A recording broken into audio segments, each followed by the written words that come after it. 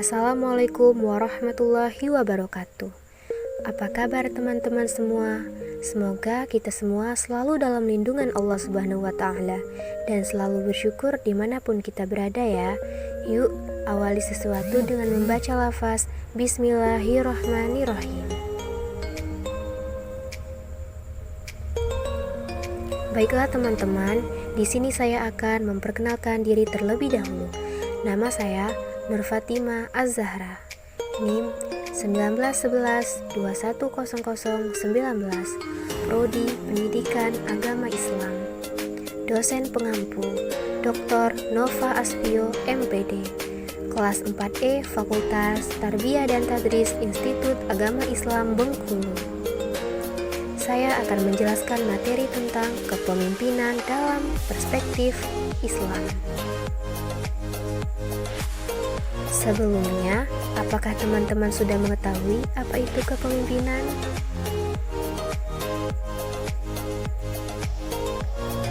Pemimpin berasal dari kata pimpin, yang berarti bimbing atau tuntun. Pemimpin berarti orang yang memimpin, membimbing, menuntun, menunjukkan jalan, melatih, mendidik atau mengajar supaya akhirnya dapat mengerjakan sendiri.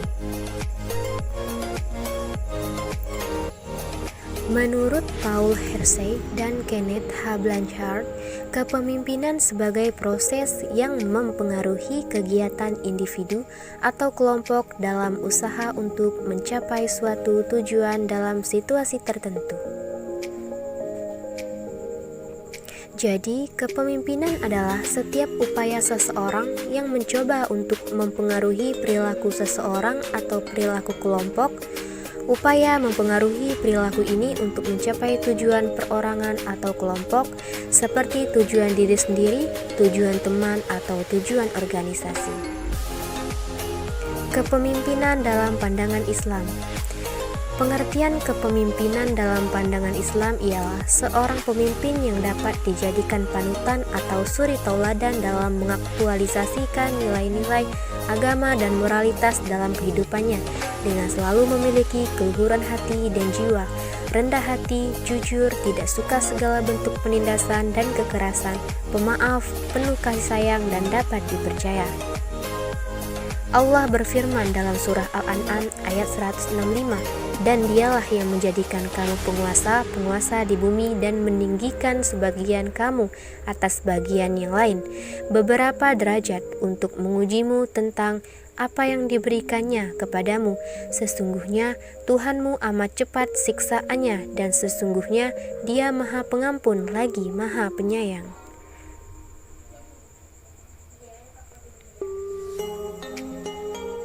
Dari Ibnu Umar radhiyallahu anhu, dari Nabi sallallahu alaihi wasallam bersabda, "Kalian adalah pemimpin dan kalian akan dimintai pertanggungjawaban atas kepemimpinan kalian. Seorang penguasa adalah pemimpin, seorang suami adalah pemimpin seluruh keluarganya. Demikian pula seorang istri adalah pemimpin atas rumah suami dan anaknya. Kalian adalah pemimpin yang akan dimintai pertanggungjawaban atas kepemimpinan kalian." Hadis riwayat Bukhari dan Muslim. Syarat-syarat pemimpin dalam Islam. Yang pertama yaitu beriman kepada Allah Subhanahu wa Ta'ala. Syarat utama pemimpin kaum muslimin adalah kemuslimannya. Komunitas muslim tidak dibenarkan mengangkat dan dipimpin oleh pemimpin yang bukan muslim, karena kepemimpinan itu berkaitan erat dengan pencapaian suatu cita-cita. Maka kepemimpinan harus berada di dalam genggaman tangan seorang pemimpin yang beriman dan bertakwa kepada Allah Subhanahu wa Ta'ala. Allah sudah dengan tegas melarang mengangkat atau menjadikan orang-orang kafir sebagai pemimpin. Firman-Nya dalam surah Ali Imran ayat 28 yang artinya, "Janganlah orang-orang mukmin mengambil orang-orang kafir menjadi wali atau pemimpin dengan meninggalkan orang-orang mukmin. Barang siapa berbuat demikian, niscaya lepaslah ia dari pertolongan Allah kecuali karena siasat memelihara diri dari sesuatu yang ditakuti dari mereka. Dan Allah memperingatkan kamu terhadap diri siksanya, dan hanya kepada Allah kembalimu." Quran Surat Ali Imran ayat ke-28. Yang kedua yaitu tidak dibenarkan pula mengangkat pemimpin yang mempermainkan dan memperolok-olok agama. Allah Subhanahu wa Ta'ala menegaskan dalam Al-Quran surah Al-Ma'idah ayat 57 yang artinya, "Hai orang-orang yang beriman, janganlah kamu mengambil jadi pemimpinmu orang-orang yang membuat agamamu jadi buah ejekan dan permainan, yaitu di antara orang-orang yang telah diberi kitab sebelummu dan orang-orang yang kafir atau orang-orang yang musyrik.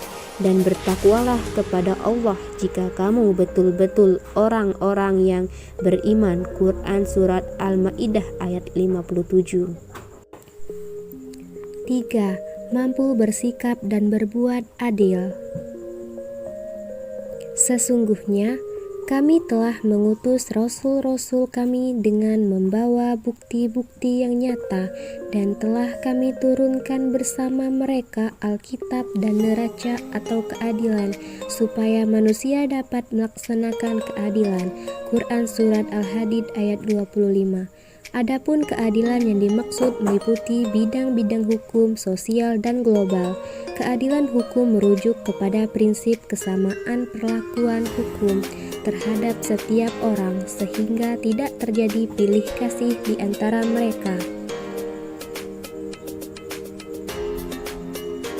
4. Memiliki keahlian.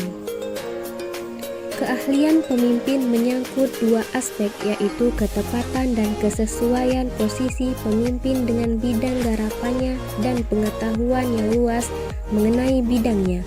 Aspek yang disebut pertama dijelaskan dalam hadis Rasulullah yang diriwayatkan oleh Bukhari dari Abu Hurairah sebagai berikut. Abu Hurairah berkata, ketika Nabi di suatu majelis sedang berbicara dengan suatu kaum, beliau bersabda, "Apabila amanat itu telah disia-siakan, maka nantikanlah kiamat atau kehancuran."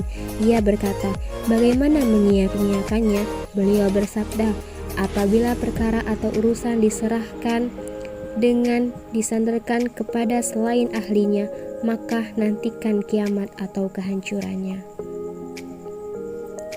5. Memiliki pengetahuan yang luas dalam bidangnya.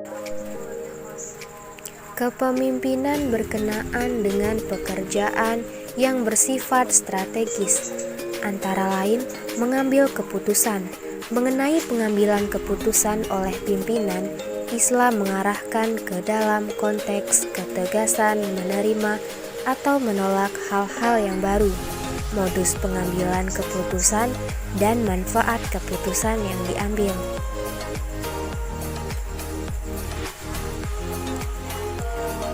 6. Etos kerja dan perilaku Rasulullah. Yang pertama, amanah, dapat dipercaya. Yang kedua, sidik, benar.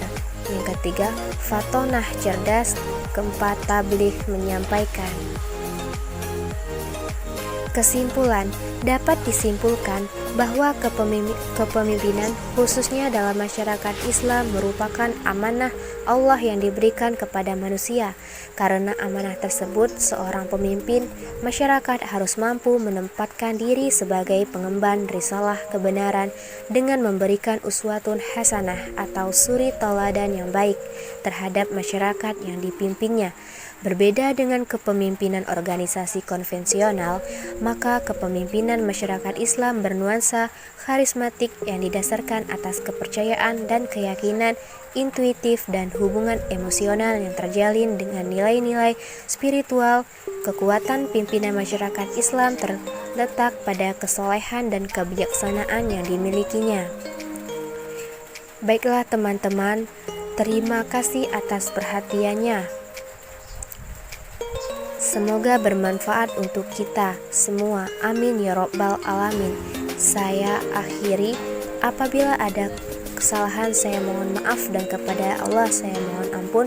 Wassalamualaikum warahmatullahi wabarakatuh.